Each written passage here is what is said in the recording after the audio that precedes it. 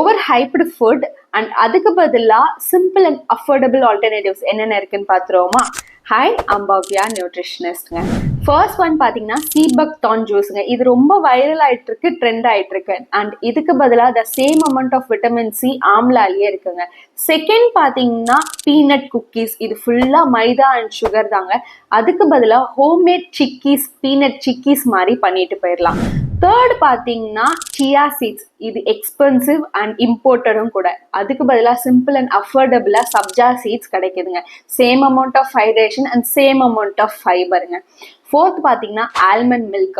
இது ஃபுல்லாக water and additives தாங்க. தயவு செஞ்சு மார்க்கெட்டிங் ஸ்ட்ராட்டஜிஸ்க்கு விடாதீங்க. இதுக்கு பதிலாக கவு மில்கே பரவாங்க. Real protein and real calcium and more நியூட்ரியன்ஸும் இருக்குது அதில்.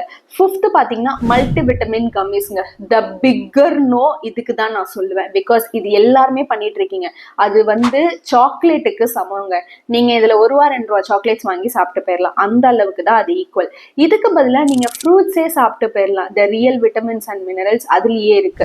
அண்ட் சிக்ஸ்த் பார்த்தீங்கன்னா கொம்புச்சா. இது ரீல்ஸ்க்கு நல்லா இருக்குமே தவிர டைஜஷனுக்கு பக்காவா ஒர்க் ஆகிறதுக்கு நம்ம லெமன் வாட்டரே இருக்குங்க.